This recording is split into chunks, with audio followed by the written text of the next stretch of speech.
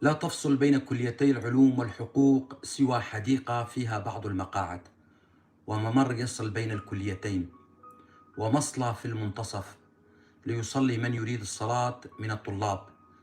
جلس على أحد المقاعد منتظرا هيلين، ولكن إن جاءت ربما تأتي من الباب الرئيسي للكلية. حينها ستبحث عنه، لكن إحساسه يخبره بأنها ستأتي من هنا. هكذا هو العشق، الإحساس يقود العشاق لا العقل.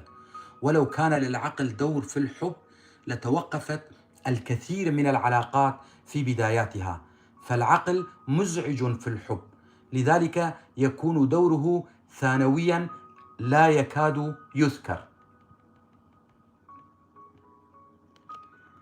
تمضي ساعة وهو جالس حتى يظن بأنها لن تأتي، ولا يتوقف رأسه عن الالتفات يمينا حيث كلية الحقوق، ولا شمالا حيث كلية العلوم، وهي التي تفرحه. فها هي هيلين تأتي من صوب العلوم كغزال بري، لا يهتم بوعورة جبل، ولم تعد تهتم بكلام الطلاب عنهما، وأصبح كل ما يهمها رؤية الحبيب. أما هو فلم يهتم بكلام أحد منذ البداية، وها هو الآن يقف لاستقبال نصفه الآخر. هيلين صباح الخير. جوان صباح المسك، تفضلي بالجلوس. هيلين كيف الحال؟ جوان لا أعلم. هيلين لماذا؟ جوان أبحث عن كلمة تعبر عن شوقي لك. هيلين هل اشتقت لي لهذه الدرجة؟ جوان أكثر أكثر. هيلين وأنا أيضا. جوان هل ذهب والداك؟ هيلين نعم. جوان وكيف هي أمك؟ هيلين لقد طمأننا الطبيب عنها. الحمد لله. هيلين لقد أخبرتها. جوان بماذا؟ هيلين بحبي لك. جوان وكيف تجرأت؟ هيلين أنا وحيدتها وهي مثل صديقة لي. جوان وكيف كانت ردة فعلها؟ هيلين عارضتني في البداية لكنها اقتنعت بعد ذلك. جوان آمل أن يقتنع أبوك أيضا. هيلين صعب. جوان دعينا لا نستبق الأمور، المهم أني أحبك. هيلين وأنا أيضا. جوان أنت أيضا ماذا؟ هيلين أحبك. جوان هل تدرين بأنك تصبحين أجمل عندما تقولين هذه الكلمة؟ هيلين لقد جاءت. جوان من؟ هيلين هيفين.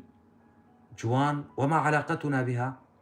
هيلين لا، ولكن لنتوقف عن الكلام حتى تمر.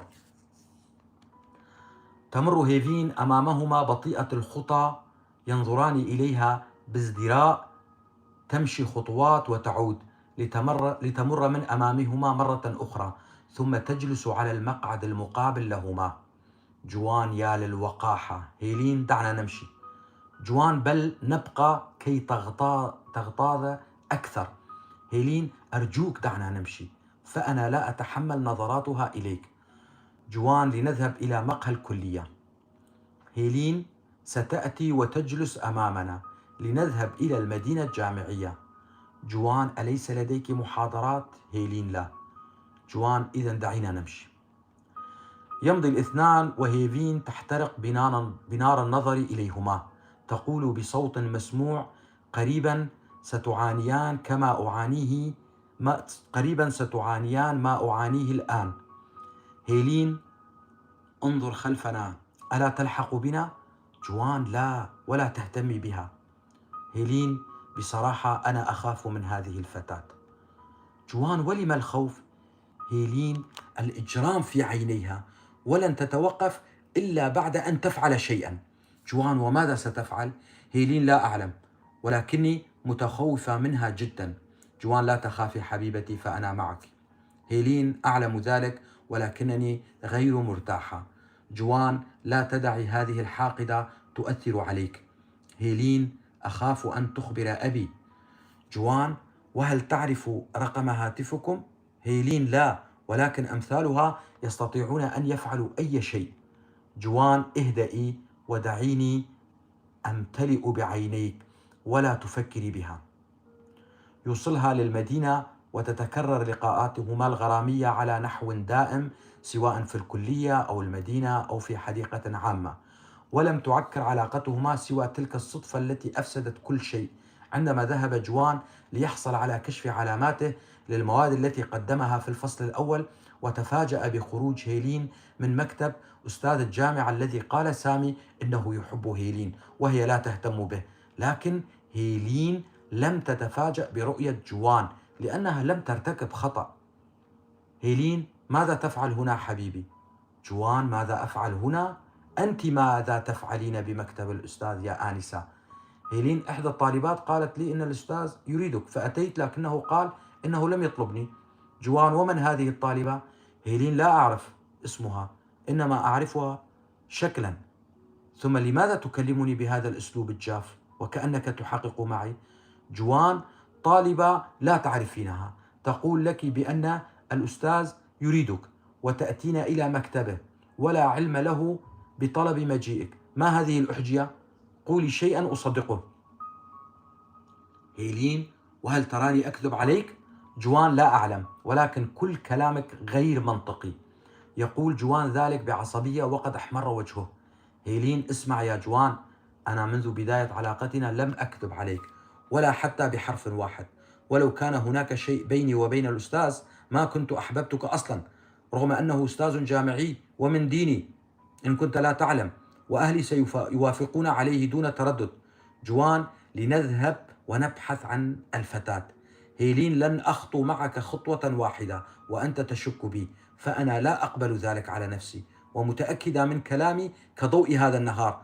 شكرا لك لأنك طعنت الثقة بيننا، وأتمنى ألا تكلمني بعد اليوم. تغادر هيلين والدموع تملأ عينيها. جوان: انتظري دقيقة. لا ترد عليه وتمشي مسرعة ليلحق بها، لكن دون فائدة. وتخرج من الكلية، فيقف جوان عند باب الكلية مدهوشا من كلامه وشكه بها، فهو عصبي جدا، وعندما يفقد أعصابه يخطئ كثيرا بحق المقربين منه. هنا يصادفه سامي وشيار فيسلمان عليه. يرد بتوتر واضح: شيار: هل تشاجرت مع أحد؟ جوان: لا. سامي: قل ما بك. يحكي لهما ما جرى بينه وبين هيلين. شيار: من هذه الفتاة؟ جوان: لا أعلم. سامي: ومن غيرها؟ إنها هيفين. شيار: ما بك يا سامي؟ الرجل يقول بأن هيلين لا تعرفها. جوان: وكيف عرفت ذلك يا سامي؟ سامي: رأيت هيفين تكلم صديقتها، ومن ثم ذهبت صديقتها إلى هيلين وكلمتها، وبعدها توجهت هيلين إلى الطابق الأول حيث مكتب الأستاذ. شيار: إذن اكتشفنا الجريمة. لكن كيف عرفت هيفين أن جوان سيذهب إلى الطابق الأول؟ جوان: ألم ترها عندما قلت لك سأذهب لجلب كشف علاماتي؟ كانت تقف قريبة منا. سامي: إنها عقربة مليئة بالسم. يتركهم جوان والشر في عينيه، يذهب ليبحث عن تلك المجرمة. شيار: ماذا سيفعل هذا المجنون؟ سامي: اتركه، يجب أن يضع لها حدا. يتحدث جوان مع أخيها بالهاتف شارحا تصرفات أخته، وبعد انتهاء المكالمة يبحث عنها ويراها. جوان: تكلمي في الحال مع أخيك. هيفين: لماذا؟ جوان: هو طلب ذلك، سيضع حدا لك أيتها المشعوذة، وقال أيضا إن لم تكلميه الآن فغدا صباحا سيكون في دمشق. ينطلق جوان باتجاه ركن الدين بعد أن نفذ وعده السابق لهيفين عندما هددها بأخيها. أما هي فأنكرت كل شيء على الهاتف لأخيها، لكنه صدق جوان وجرحها بالكلام، ولكن هيهأت أن تتراجع عن تصرفاتها المسيئة. بقي جوان متوترا حتى منتصف الليل رغم محاولات شيار تهدئته. جوان: قالت لي لا تكلمني بعد اليوم. شيار: من حقها أن تقول ذلك، ولكنها ستتراجع عن قرارها. جوان: كيف ذلك؟ شيار: اكتب لها رسالة وسأوصلها لها. جوان: وهل تعتقد بأن الرسالة ستضمد جرحها؟ شيار: أجل، فلديك أسلوب جميل ومقنع، واعتذر منها. تصبح على خير.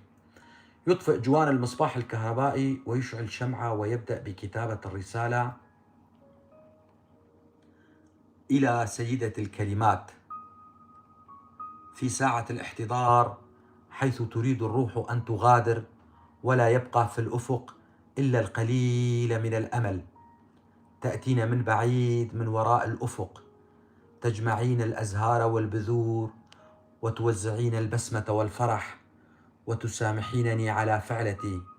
حينها فقط تندم الروح كثيرا وتشفق علي وترجع عن قرارها لتسكن جسدي المرهق، فأحس بحلاوة الدنيا عندما تتبارك عيناي بلقائك وتدرك الروح أنها كانت مخطئة.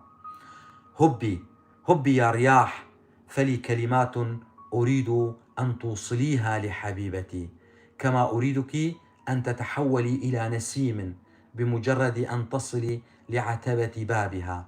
فحبيبتي رقيقة ناعمة، لا أريد لقسوتك أن تخدش خديها الناعمين نعومة الياسمين. يا نسيم، استأذن قبل الدخول، فإن أذنت لك ادخل، وقبل لي جبينها المفعم بالشموخ، وقبل لي عينيها الممزوج دمعهما بالحزن والأمل. كن مؤدبا في حضرة الأميرة، فإن أذنت لك بلغها ندمي واعتذاري، وأني ما جرحت إلا نفسي، وأنني أعاني ويفيض دمعي. إن لم تأذن لك عد لي يا نسيم، لا تعارضها، فما أنت إلا رسول، وهي الأميرة على عرش قلبي، ولها مطلق الحرية في نحري بساحات الحب والعشق. فكل الفتيات بعدها عبث، وأنا ما صدقت أن رأيت نفسي بعدها، ولا أريد نفسي بدونها. العاشق النادم أبدا. يترك القلم ويضع رأسه وينام على أمل أن تكون لهذه الكلمات صدى في قلب هيلين. في اليوم التالي كان كل هم جوان أن يأتي شيار بخبر يفرحه، لكن شيار تأخر كثيرا، وما إن سمع صوت الباب وهو يفتح حتى هرع باتجاه الباب، ولم ينتظر حتى يدخل شيار الغرفة. جوان، هل سلمتها الرسالة؟ شيار، دعني أدخل أولا، فقد تعبت كثيرا. جوان، هيا أدخل بسرعة. وقبل أن يجلس شيار يكرر جوان سؤاله. شيار، لم تستلم الرسالة. جوان، كنت أعلم. شيار، لا يا سيدي، أنا ألعب بأعصابك. جوان، إذن ما الذي جرى؟ شيار، لم تأتي إلى الكلية. جوان، ربما أتت ولم ترها. شيار، لا، فقد بحثت حتى في كلية الشريعة والعلوم والفيزياء، وكانت فرصة لي لأبحث عن صاحبة السيارة السوداء.